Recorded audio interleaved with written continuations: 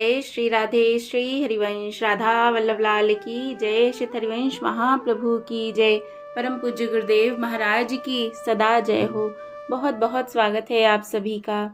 चैतन्य चरितावली में हम श्रवण कर रहे हैं चैतन्य महाप्रभु का सुंदर जीवन चरित्र। आज हम श्रवण करेंगे जगाई मधाई की क्रूरता। हमारे प्रभु कितने कृपालु हैं इस अध्याय में हमें पता चलेगा। ध्यान से सुनिएगा। पर इसे शुरू करने से पहले आइए प्रभु को प्यारे हरि नाम को गा लेते हैं। मेरे साथ साथ आप भी गाइए। हरे कृष्ण कृष्ण कृष्ण हरे हरे, हरे राम राम राम हरे हरे, हरे कृष्ण। जय जय श्री राधे। जगाई मधाई की क्रूरता। नित्यानंद की उनके उद्धार के निमित्त प्रार्थना करना।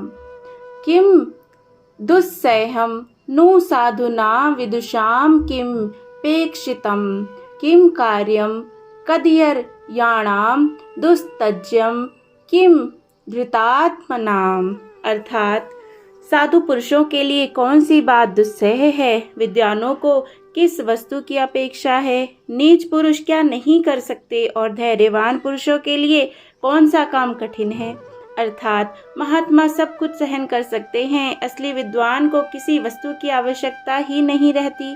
नीच पुरुष अत्यंत निंद से निंद क्रूर कर्म भी कर सकते हैं और धैर्यवानों के लिए कोई भी काम कठिन नहीं है। जय जय श्री राधे। यदि इस स्वार्थपूर्ण संसार में साधु पुरुषों का अस्तित्व ना होता, यदि इस पृथ्वी को परमार्थी महापुरुष अपनी पद धूलि से पावन ना बनाते, यदि इस संसार में सभी लोग अपने अपने स्वार्थ की ही बात सोचने वाले होते, तो यह पृथ्वी रौरव नरक के समान बन जाती। इस दुख में जगत को परमार्थी साधुओं ने ही सुख में बना रखा है। इस निरानंद जगत को अपने निस्वार्थ भाव से महात्माओं ने ही आनंद का स्वरूप बना रखा है। स्वार्थ में चिंता है, परमार्थ में उल्लास है। स्वार्थ में सदा भय ही बना रहता है, परमार्थ सेवन से प्रतिदिन अधिकाधिक धैर्य बढ़ता जाता है। स्वार्थ में सने रहने से ही दीनता आती है। परमार्थी निर्भीक और निडर होता है। इतना सब होने पर भी क्रूर पुरुषों का अस्तित्व रहता ही है। यदि अविचारी पाप कर्म करने वाले क्रूर पुरुष ना हो, तो महात्माओं की दया, सहनशीलता, नम्रता, सहिष्णुता, सरलता, परोपकारिता तथा जीव मात्र के प्रति अहेतुकी करुणा का प्रकाश किस प्रकार हो। क्रूर पुरुष अपनी क्रूरता करके महापुरुषों को अवसर देते हैं कि वे अपनी सद्वृत्तियों को लोगों के सम्मुख प्रकट करें, जिनका अनुसरण करके दुखी और चिंतित पुरुष अपने जीवन को सुखमय और आनंदमय बना सके। इसीलिए तो सृष्टि के आदि में ही मधु कैटभ नाम के 2 राक्षसी पहल उत्पन्न हुए। उन्हें मारने पर ही तो भगवान मधु कैटभ हारी बन सके। रावण ना होता तो राम जी के पराक्रम को कौन पहचानता। पूतना ना होती तो प्रभु की असीम दयालुता का परिचय कैसे मिलता। शिशुपाल यदि गाली देकर भगवान के हाथ से मरकर मुक्ति लाभ ना करता, तो क्रोधो अपि देवस्य वर्णे तुल्य। अर्थात भगवान का क्रोध भी वरदान के ही समान है। जय हो।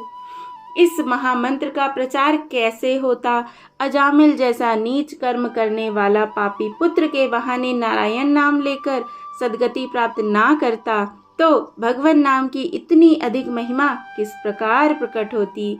अतः जिस प्रकार संसार को महात्मा और सत्पुरुषों की आवश्यकता होती है, उसी प्रकार दुष्टों की क्रूरता से भी उसका बहुत कुछ काम चलता है। भगवान तो अवतार तब धारण करते हैं जब पृथ्वी पर बहुत से क्रूर कर्म करने वाले पुरुष उत्पन्न हो जाते हैं। क्रूर कर्मा पुरुष अपनी क्रूरता करने में पीछे नहीं हटते और महात्मा अपने परमार्थ और परोपकार के धर्म को नहीं छोड़ते। अंत में विजय धर्म की ही होती है, क्योंकि यतो धर्मस्य ततो जया। जय हो। जय श्री राधे। महाप्रभु गौरांग देव के समय में भी नवद्वीप में जगाई मधाई जगन्नाथ माधव इनके नाम थे, नाम के 2 क्रूर कर्म ब्राह्मण कुमार निवास करते थे। यहाँ पर एक बात हम बहुत ध्यान से सुने, इनके नाम है जगन्नाथ और माधव। कई बार ऐसा देखा जाता है कि नाम तो भगवान का होता है लेकिन उनके लक्षण क्या कहें, लेकिन फिर भी अंत में भगवान उनकी सद्गति करा ही देते हैं। देखो, राक्षसा कलिमा तृत्य जायन्ते ब्रह्म्योनिषु, अर्थात कलयुग आने पर राक्षस लोग ब्राह्मणों के रूप में पृथ्वी पर उत्पन्न हो जाएंगे। शास्त्र के इस वाक्य का प्रत्यक्ष प्रमाण जगाई मधाई दोनों भाइयों के जीवन में दृष्टिगोचर होता था। वे उस समय गौड़देश्वर की ओर से नदिया के कोतवाल बनाए गए थे। कोतवाल क्या थे? प्रजा का संहार करने वाले एक प्रकार से नवद्वीप के बिना छत्र के बादशाह ही थे। इनसे ऐसा कोई भी दुष्कर्म नहीं बचा था जिसे ये ना करते हों। मनुष्य के विनाश के जितने लक्षण बताए जाते हैं वे सब के सब इनमें नित्य नैमित्तिक कर्म से ये किया करते थे। भगवान ने विनाश के लक्षणों का स्वयं वर्णन किया है। क्या वर्णन किया है? यदा देवेषु देवेषु गोषु विप्रेषु साधुषु धर्मे मयि च विद्वेषः स वा आशु विनश्यति। अर्थात भगवान कहते हैं, क्या कहते हैं प्रभु?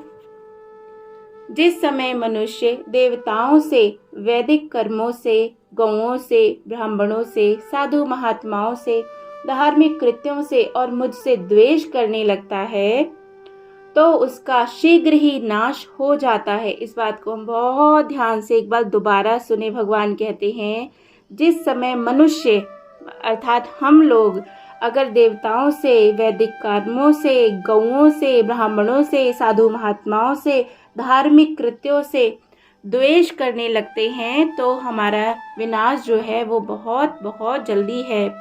इनमें कोई भी बात नहीं बची थी।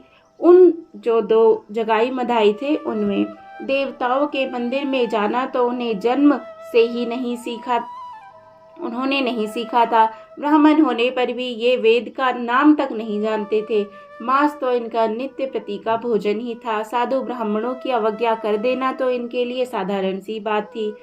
जिसे भी चाहते बाजार में खड़ा करके जूतों से पिटवा देते। किसी का सम्मान करना तो ये जानते ही नहीं थे। अच्छे अच्छे कर्मकांडी और विद्वान ब्राह्मण इनके नाम से थर-थर कांपने लगते थे। किसी को इनके सामने तक जाने की हिम्मत नहीं होती थी। धर्म किस चिड़िया का नाम है और वह कहाँ रहती है इसका तो इन्हें पता ही नहीं था। धनिकों के यहाँ डाका डलवा देना, लोगों का कत्ल करवा देना, पतिव्रताओं के सतीत्व को नष्ट कर देना, यह तो इनके लिए साधारण से कर्म थे। ना किसी से सीधी बात करना, ना किसी के पास बैठना, बस खूब मदिरापान करना, उसी के मद में मतवाले हुए सदा पाप कर्मों में ही प्रवृत्त रहते थे। ये नगर के काजी को खूब धन दे देते, इसीलिए वह भी इनके विरुद्ध कुछ नहीं कहता। वैसे इनका घर तो भगवती भागीरथी के तट पर ही था, किंतु ये घर में नहीं रहते। सदा डेरा तब्बू लेकर एक मोहल्ले से दूसरे मोहल्ले में दौरा करते। अब के इस मोहल्ले में इनका डेरा पड़ा तो अब के उसमें। इसी प्रकार ये मोहल्ले मोहल्ले में 10-10, 20-20 दिन रहते। जिस मोहल्ले में इनका डेरा पड़ जाता उस मोहल्ले के लोगों के प्राण सूख जाते। कोई भी इनके सामने होकर नहीं निकलता, सभी आंख बचाकर निकल जाते। इस प्रकार इनके पाप पराकाष्ठा पर पहुंच गए थे। उस समय ये नवद्वीप में अत्याचारों के लिए रावण कंस की तरह, वक्रदंत शशुपाल की तरह, नारद शाह गजनी की तरह तथा डायर डोडायर की तरह प्रसिद्ध हो चुके थे। एक दिन ये मदिरा के मद में उन्मत्त हुए पागलों की भांति प्रलाप सा करते हुए लाल लाल आंखें किए जा रहे थे। रास्ते में नित्यानंद जी और हरिदास जी ने इन्हें देखा। इनकी ऐसी सोचनीय और विचित्र दशा देखकर नवद्वीप में नए ही आए हुए नित्यानंद जी लोगों से पूछने लगे, क्यों जी, ये कौन लोग हैं और इस प्रकार पागलों की तरह क्यों बकते जा रहे हैं? वेशभूषा से तो ये कोई सभ्य पुरुष से जान पड़ते हैं। लोगों ने कुछ सूखी हंसी हंसते हुए उत्तर दिया, मालूम पड़ता है अभी आपको इनसे पाला नहीं पड़ा है, तभी ऐसी बातें पूछ रहे हैं। ये साक्षात यहाँ के यमराज है। पापियों को भी सभ्यता माफ करना पापियों को भी संभवतः यमराज से इतना डर ना लगता हो जितना कि नवद्वीप के नर नारियों को इन नराधमों से लगता है। इन्होंने जन्म तो ब्राह्मण के घर में लिया है, किंतु वे काम चंडालों से भी बढ़कर करते हैं। देखना, आप कभी इनके सामने होकर नहीं निकलना।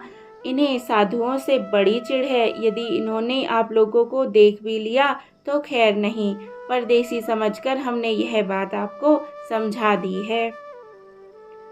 लोगों के मुख से ऐसी बात सुनकर नित्यानंद जी को इनके ऊपर दया आई। वे सोचने लगे, जो लोग नाम में श्रद्धा रखते हैं और सदा सत्कर्मों को करने की चेष्टा करते रहते हैं, यदि ऐसे लोग हमारे कहने से भगवान का नाम कीर्तन करते हैं, इसमें तो हमारे प्रभु की विशेष बड़ाई नहीं है। प्रशंसा की बात तो यह है कि ऐसे पापी भी पाप छोड़कर भगवान नाम का आश्रय ग्रहण करके प्रभु की शरण में आ जाएं। भगवान नाम का असली महत्व तो तभी प्रकट होगा। ऐसे लोग ही सबसे अधिक कृपा के पात्र हैं। ऐसे ही लोगों के लिए तो भगवान नाम उपदेश की परम आवश्यकता है। किसी प्रकार इन लोगों का उद्धार होना चाहिए। इस प्रकार नित्यानंद जी मन ही मन विचार करने लगे। जिस प्राणी के लिए महात्माओं के हृदय में शुभ कामना उत्पन्न हो जाए, महात्मा जिसके भले के लिए विचारने लगे, समझना चाहिए उसका तो कल्याण हो चुका। जय हो। फिर उसके उद्धार में देरी नहीं हो सकती। महात्माओं की यथार्थ इच्छा अथवा सत्संकल्प होते ही पापी से पापी प्राणी भी परम पावन और पुण्यवान बन सकता है। यदि निताई के हृदय में इन दोनों भाइयों के उद्धार के निमित्त चिंता होने लगी, तभी समझना चाहिए इनके पापों के क्षय होने का समय अत्यंत ही निकट आ चुका है। मानो अब इनका सौभाग्य सूर्य कुछ ही काल में उदय होने वाला है। जय हो। नित्यानंद जी ने अपने मनोगत विचार हरिदास जी पर प्रकट किए। हरिदास जी ने कहा, आप तो बिना सोचे ही बरों के छत्ते में हाथ डालना चाहते हैं। अभी सुना नहीं लोगों ने क्या कहा? नित्यानंद जी ने कुछ गंभीरता के साथ कहा, सुना तो सब कुछ, किंतु इतने से ही हमें डर जाना तो नहीं चाहिए। हमें तो भगवान नाम का प्रचार करना है। हरिदास जी ने कहा, मैं यह कब कहता हूँ कि भगवान नाम का प्रचार बंद कीजिए। चलिए, जैसे कर रहे हैं दूसरी ओर चलकर नाम का प्रचार करें। इन सोते सिंहों को जगाने से क्या लाभ? नित्यानंद जी ने कहा, आपकी बात तो ठीक है, किंतु प्रभु की तो आज्ञा है कि भगवान नाम वितरण में पात्र अपात्र का ध्यान मत रखना, सभी को समान भावना से उपदेश करना। पापी हो या पुण्यात्मा, भगवान नाम ग्रहण करने के तो सभी अधिकारी हैं। इसीलिए इन्हें भगवान नाम का उपदेश क्यों ना किया जावे। हरिदास जी ने कुछ नम्रता के स्वर में कहा, यह तो ठीक है, आपके सामने जो भी पड़े उसे भगवान नाम का उपदेश करो, किंतु इन्हीं को विशेष रूप से उद्देश्य करके इनके पास चलना ठीक नहीं। इन्हीं के पास हठपूर्वक क्यों चला जाए? भगवान नाम का उपदेश करने के लिए और भी बहुत से मनुष्य पड़े हैं, उन्हें चलकर उपदेश कीजिए। नित्यानंद जी ने कुछ दृढ़ता के साथ कहा, देखिए, जो अधिक बीमार होता है, जिसे अन्य रोगियों की अपेक्षा औषधि की अधिक आवश्यकता है, बुद्धिमान वैद्य सबसे पहले उसी रोगी की चिकित्सा करता है। जय हो। और उसे औषधि देकर तब दूसरे रोगी की नाड़ी देखता है। अन्य लोगों की अपेक्षा भगवान नाम की इन्हीं लोगों को अधिक आवश्यकता है। इनके इतने क्रूर कर्मों का भगवान नाम से ही प्रायश्चित हो सकता है। इनकी निष्कृति का दूसरा कोई मार्ग नहीं। क्यों, ठीक है ना? आप मेरी बात से सहमत है ना? हरिदास जी ने कहा, जैसी आपकी इच्छा। यदि आप इन्हें ही सबसे अधिक भगवान नाम का अधिकारी समझते हैं तो इसमें कोई आपत्ति नहीं। मैं भी आपके साथ चलने को तैयार हूँ। यह कहकर हरिदास जी हरे कृष्ण कृष्ण कृष्ण हरे हरे, हरे राम राम राम हरे हरे। इस महामंत्र को अपने सुमधुर कंठ से गान करते हुए जगाई मदाई के डेरे की ओर चले। इन दोनों को बादशाह की ओर से थोड़ी सी फौज भी मिली हुई थी, उसे ये सदा साथ रखते थे। ये दोनों सन्यासी निर्भीक होकर भगवान नाम का गान करते हुए इनके निवास स्थान के समीप पहुंचे। दैव योग से ये दोनों भाई सामने ही सुरा के मद में चूर हुए पलंगों पर बैठे थे। इन दोनों को अपने सामने गायन करते देख इनकी ओर लाल लाल आंखों से देखते हुए वे लोग बोले, तुम लोग कौन हो और क्या चाहते हो? नित्यानंद जी ने बड़े मधुर स्वर में कहा, कृष्ण कहो कृष्ण भजो, लेहो कृष्ण नाम, कृष्ण माता कृष्ण पिता कृष्ण धन प्राण। इनके अनंतर वे कहने लगे, हम भिक्षुक हैं, आपसे भिक्षा मांगने आए हैं।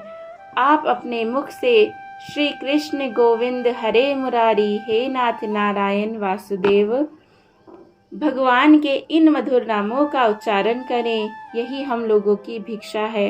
इतना सुनते ही ये दोनों भाई मारे क्रोध के लाल हो गए और जल्दी से उठकर इनकी ओर झपटते हुए उन्होंने कहा, कोई है नहीं, इन दोनों बदमाशों को पकड़ तो लो।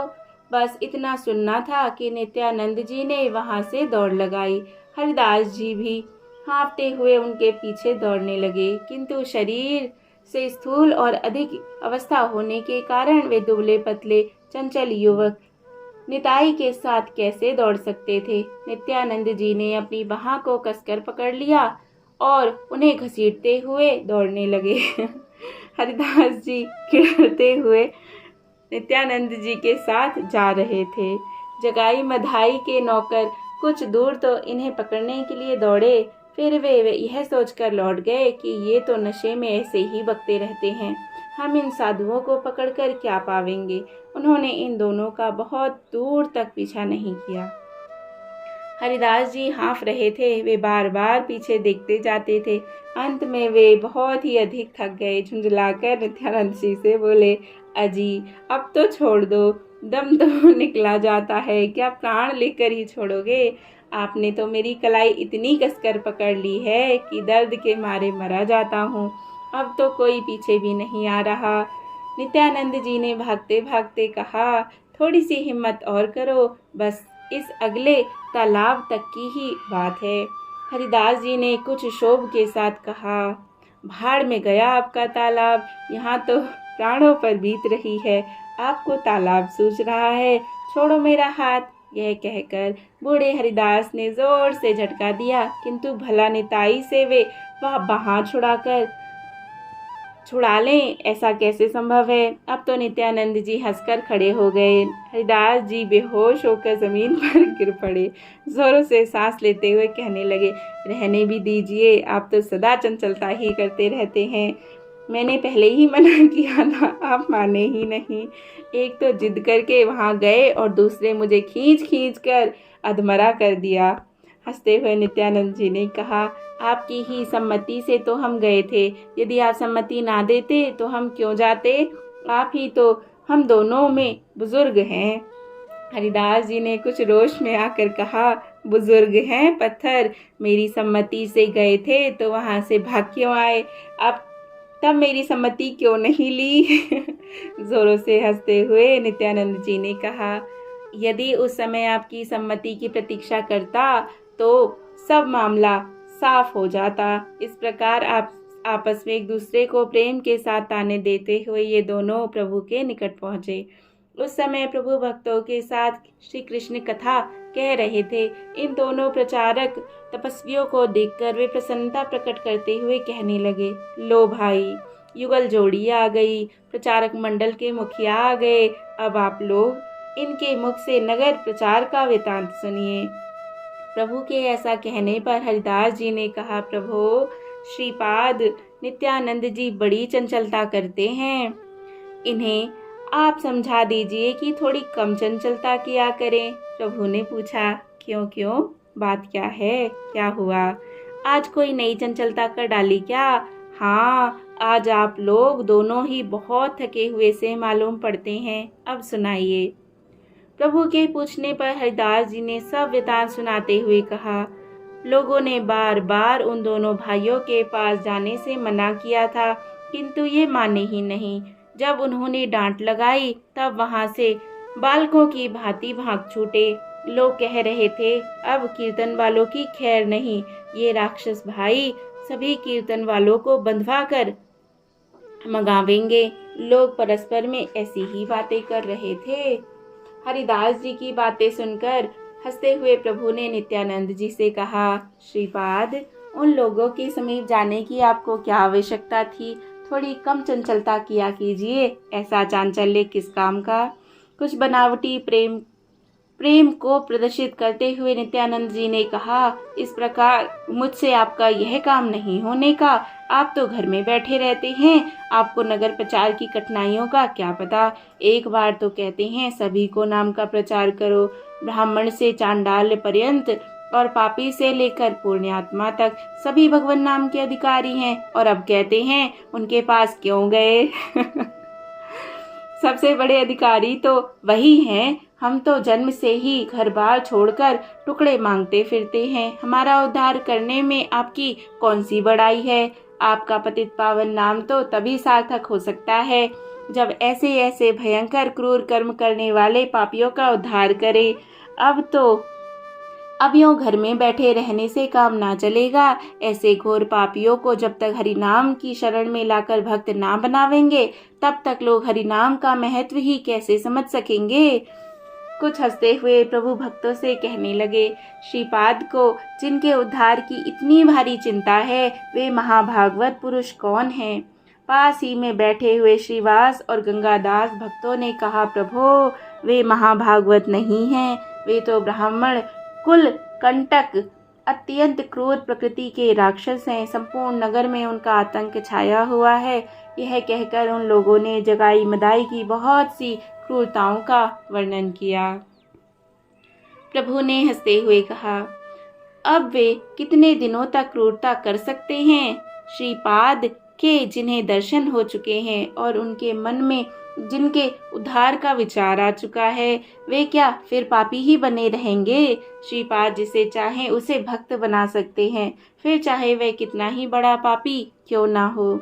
इस प्रकार निताई के संकेत से ही प्रभु के समीप जगाई मधाई के उद्धार की प्रार्थना कर दी, और प्रभु ने भी संकेत द्वारा ही उन्हें उन दोनों भाइयों के उद्धार का आश्वासन दिला दिया। सचमुच महात्माओं के हृदयों में दूसरों के प्रति स्वाभाविक ही दया उत्पन्न हो जाती है। उनके समीप आकर कोई दया की प्रार्थना करे तभी वे दया करें, यह बात नहीं, किंतु उनका स्वभाव ही ऐसा है कि बिना कहे ही वे दीन दुखियों पर दया करते ही रहते हैं। बिना दया किए वे रह ही नहीं सकते, जैसे कि नीतिकारों ने कहा है। जय जय श्री राधे।